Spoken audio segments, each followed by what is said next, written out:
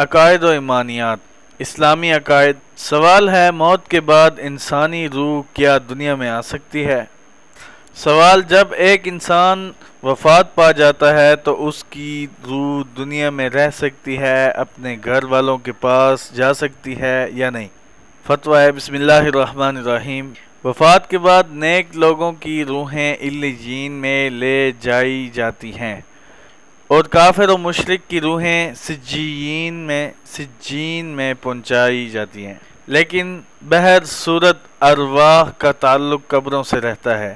چنانچہ احادیث و آثار میں یہ مضمون آیا ہے کہ مردے زیارت کرنے والے کی آہٹ کو محسوس کرتے ہیں، ان میں سے شناسا لوگوں کو پہچانتے ہیں، ان کے سلام کو سنتے ہیں، سلام کا جواب دیتے ہیں، اور علامہ ابن القیم نے حضرت سلمان فارسی اور حضرت امام مالک وغیرہ کے حوالے سے یہ نقل کیا ہے کہ مومنین کی روحیں عالم برزخ میں ہوتے ہوئے ایک جگہ سے دوسری جگہ حسب منشا جا سکتی ہیں۔